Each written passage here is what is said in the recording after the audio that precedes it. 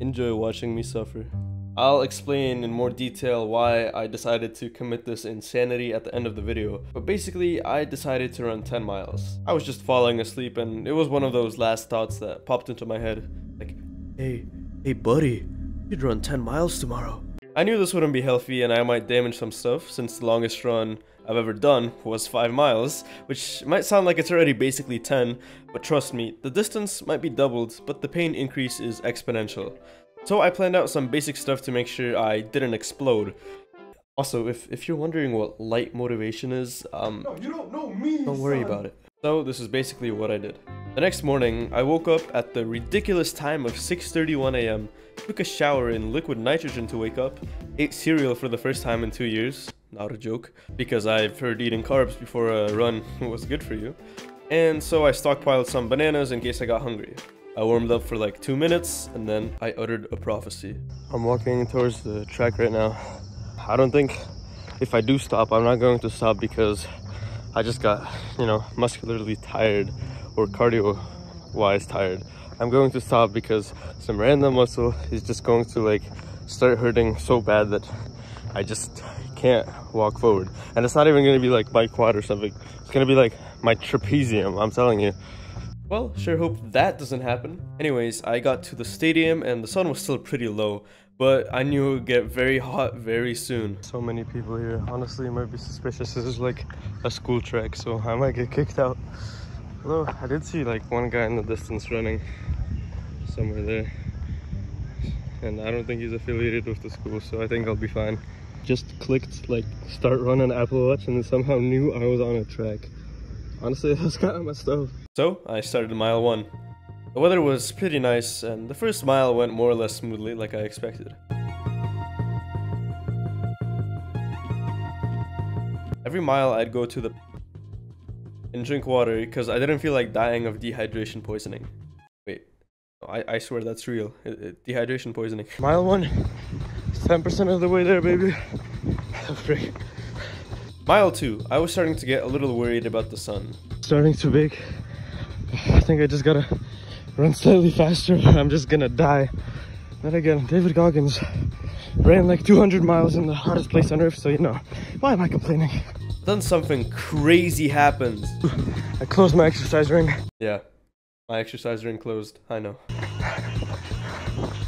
Halfway into mile 3, my prophecy came true. 2.5 miles right now. Randomly, my left lat is just starting to hurt.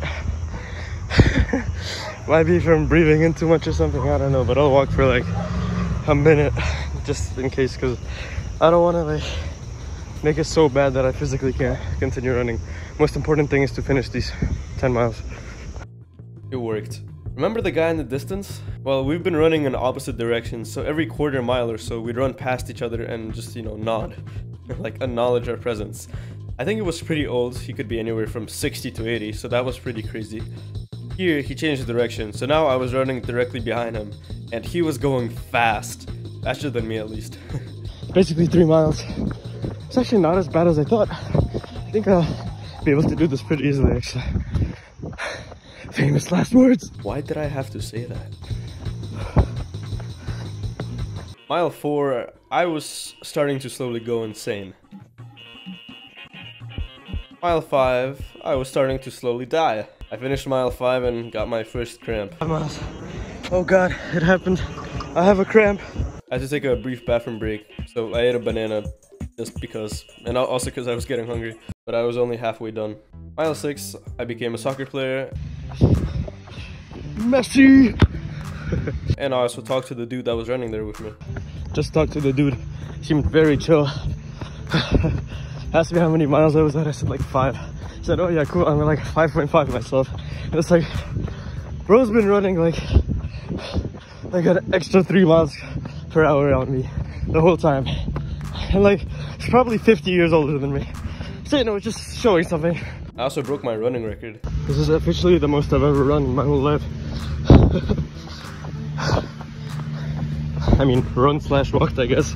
Then I talked to the dude again. You're training for a marathon? That was my childhood. Oh. I got a 10K, the Paramus 10K in October. And then the Angle with 5K in early October. Wow. What marathons are those? 15, 16, 17, 18, 19? Yeah, I'm 16 right now. The most I've ever run is like this much. But before this, just don't go out and kill yourself. No, I know. No. Then you'll spend 2 weeks in pain. I just wanted to run 10 miles just to see if I could. Go. Like, obviously, I'm not going to do that every day. Cause No, you should build up to it. Yeah. I just did 5.5. I wanted to do 6, but the sun's getting to me. Oh, yeah, the sun. Thank you. Mile 6. Frick. My feet are starting to like, I don't know, what's it called? Chafe? Like start getting blisters, I think. Mile 7, I entered my final form and it was blissful. And I don't use that word lightly. We're at 6.5. I had to go David Goggins mode, bro. The sun is too fucking hot. I can't do this. Okay, 7 miles right there. Number 7. 7 miles. Jesus Christ. Okay. Okay. Oh my god, I'm dying. I like retied my shoe. Hopefully the blister will stop forming. Probably won't though. Also, yes, I am not naked. I am not naked, just telling you. Yeah, let's go. Mile 8 was by far the hardest out of all of them. I walked for a lot of it and I genuinely did not know how I'd finish another 2. By that point, the dude had left and I found it much harder to keep running. Even though we didn't know each other, just having another person there, just seeing that he's doing the same thing as you, that really helps. Then a random group of girls spawned in and I magically got an energy boost, no idea how, and managed to finish the mile. Giant ass hog. Look at that thing. Jesus. Oh yeah, this is mile 8 by the way. Barely finished. Mile 9, literally nothing happened. I was dying at the ends. Oh, we're almost there, boys. I'm dying. But I decided for the last mile to try and run it fully, with no breaks. Right, for like the past 3 miles I've been going to the pit stop every single lap. But I think I got 4 more. And I think we can just do it non-stop now. Let's see how that turns out. Mile 10. 9.25. 9.5. They don't know me, son. They don't know me, son. I was doing great. Last lap. I feel nothing. Life is meaningless. I want to die. It's not worth it. Don't do this at home. Hey, look. The track people finally appeared. Bro, I've been using your track more than you. 10 miles. Oh my fucking god. I think I became religious after that. I'm gonna go home, order myself a wheelchair, a new pair of legs. See you guys later. Well, that was fun. Going home, I felt like I was in a lucid dream. The world didn't seem real. My legs also felt dangerously fragile for some unknown reason. Maybe smashing them into the pavement for 1 hour 54 minutes does that. I mean, surprisingly I could walk tomorrow, so I'll take it. I'm a firm believer in getting 1% better every day. Taking things slowly and building up to your goals. However, sometimes it's valuable to just throw that out the window. Tell everybody to screw off and just do something absolutely insane just to prove to yourself that you can. So yeah, that's kind of what I did. I've always hated running and cardio with a burning passion.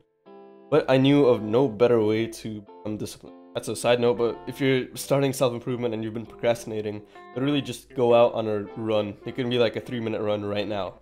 Like, no more excuses, get out of your chair, go out, I don't care. You can and you should slowly build up to it, to the point where you can run 10 miles, where you can run a marathon. To the point where it just becomes a habit. Because starting out running 10 miles, you're not gonna sustain that.